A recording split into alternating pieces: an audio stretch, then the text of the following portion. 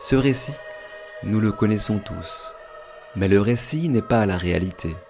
Il pourrait s'en rapprocher, mais il sert souvent à s'en éloigner. Souvenez-vous de la manière dont nous avons interprété les images du 11 septembre grâce au récit maintes fois répété par les médias. Ce récit se rapprochait-il de la réalité des événements ? Souvenez-vous de la manière dont nous nous sommes fait vacciner pour éviter de transmettre le Covid grâce au récit des médias, des hommes politiques, des médecins ? Ce récit se rapprochait-il de la réalité des événements ? Nous racontons tous de la même façon l'histoire de la nativité de Jésus, parce que nos parents et grands-parents nous l'ont transmis en s'appuyant sur l'Église, notre autorité spirituelle. Pourtant, le récit, le narratif, dirait-on aujourd'hui, qu'il émane d'une autorité étatique, scientifique ou spirituelle, ne lui accorde pas pour autant, comme nous l'avons vu, le monopole de la vérité. Il existe pour un chrétien un seul récit, une histoire, qui représente le mieux la réalité des événements. Il s'agit des Saintes Écritures. Ce qui est écrit dans la Bible ne peut être contesté, seule l'interprétation ou la traduction peut l'être. Et une lecture attentive et libérée de toute idée préconçue du récit de la Nativité nous contraint à penser l'existence de deux enfants Jésus. Parce que, quels que soient les efforts d'imagination, d'interprétation ou de traduction que l'on puisse faire, lire le récit de la nativité de Jésus dans les évangiles en pensant à deux enfants nommés Jésus résout toutes les contradictions inhérentes au récit donné par l'Église. Et le sujet est de première importance, car que nous soyons en 2024 de l'ère commune ou en 2024 après Jésus-Christ, le point d'ancrage est toujours le même, la naissance de Jésus. Et réaliser qu'il y a peut-être deux enfants Jésus pose un réel problème à toute personne douée de bon sens, qu'il soit chrétien ou pas. S'il est chrétien, approfondir le sujet, c'est prendre le risque de revoir son interprétation de la Bible. Mais un chrétien, n'a-t-il pas le souci de la vérité, comme cela est écrit dans les évangiles ? En revanche, s'il est athée, païen, voire anti-chrétien, c'est-à-dire s'il pense que le Christ n'a jamais existé ou qu'il n'est pas ce qu'il prétend être, pour quelle raison alors ne profite-t-il pas de ces énormes incohérences pour dénoncer l'imposture de la venue du Messie ? Pour quelle raison les Juifs, les premiers concernés, n'en parlent-ils pas ? Quel que soit le point de vue à l'égard du Christ, l'unique réponse face aux incohérences du récit de la nativité de Jésus est un silence bien embarrassant. Un silence qui pourtant porte sur le livre le plus vendu au monde.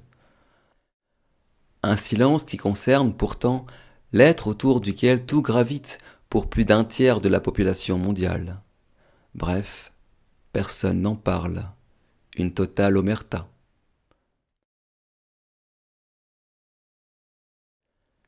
Peut-être que personne n'en parle parce qu'il n'y a rien à dire. On préfère alors se réfugier derrière l'adage « Les voies du Seigneur sont impénétrables » et clore le sujet.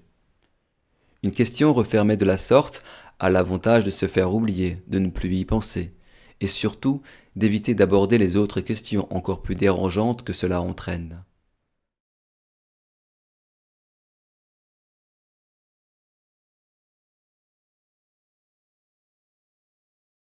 Mais il est difficile qu'un tel sujet se fasse oublier quand on fréquente les musées et qu'un œil, exercé à l'esprit critique, contemple les œuvres des plus grands artistes de notre histoire. Et cet œil en question a existé. Il appartenait à Ella Kraus-Zimmer. Comédienne de profession, elle profitera de ses nombreux voyages pour visiter les musées du monde. Et quelle ne fut pas sa surprise de réaliser qu'en de nombreux endroits dans l'histoire de l'art pictural, de saisissants tableaux viennent témoigner de l'existence des deux enfants Jésus. On pourrait penser qu'il s'agit là d'œuvres d'illustres inconnus, en aucune façon. Nous parlons ici de Raphaël, de Grunewald, ou bien encore de Léonard de Vinci. Et c'est à travers un livre intitulé « Le problème des deux enfants Jésus et sa trace dans l'art » qu'elle nous livrera ses réflexions en s'appuyant sur plus d'une centaine d'œuvres d'art. En voici quelques exemples.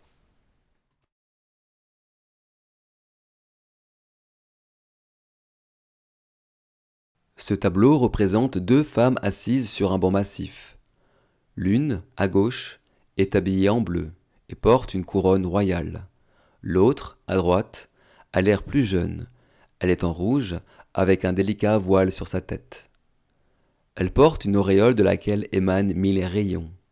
Entre les deux femmes, deux enfants aux traits quasi identiques, bien que celui de gauche, de par sa façon de se tenir et ses traits plus fins, donne l'impression d'être plus âgé. Celui de droite tient dans sa main gauche un phylactère sur lequel il est écrit « Sichin Mutter Jesus tut mir ». L'enfant de droite porte une auréole avec une croix qui est absente chez l'autre. Ce tableau est titré « Marie et Élisabeth avec Jésus et Jean, enfants ».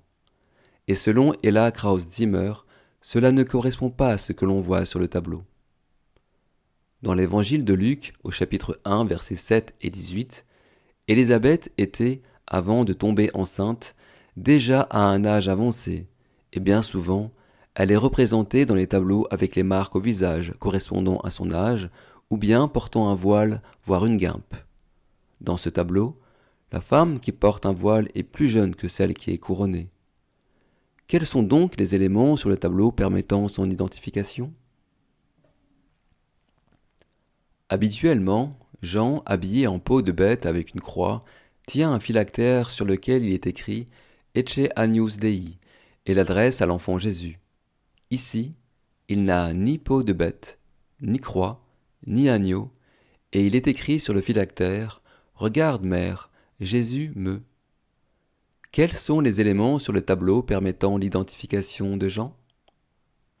Nous réalisons ici que c'est le titre de l'œuvre qui oriente notre esprit pour une lecture prédéfinie de ce tableau, mais qu'aurions-nous vu ? Qu'aurions-nous compris sans le titre ? La thèse des deux enfants Jésus apporte un nouvel éclairage à ce tableau, et Ella Kraus-Zimmer nous en fait une brillante démonstration dans son livre.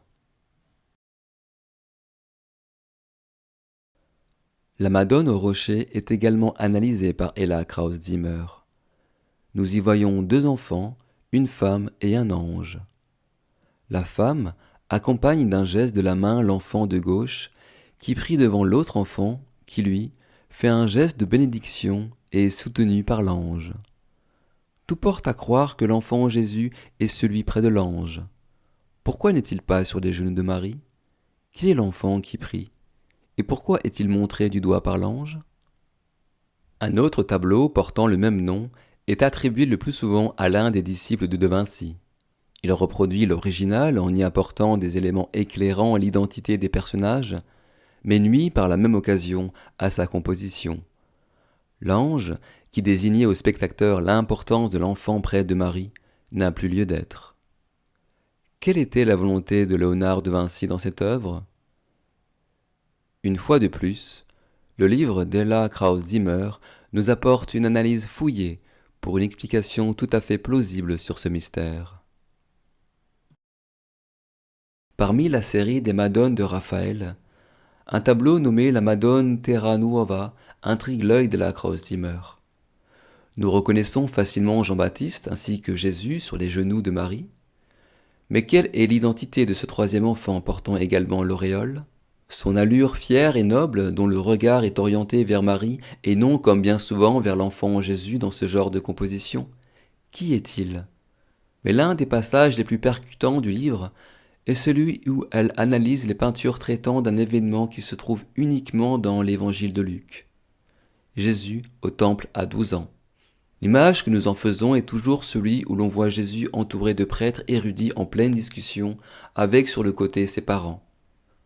Pourtant, des tableaux moins connus, mais tout de même illustres par leur auteur, dressent une représentation légèrement différente. En voici quelques exemples.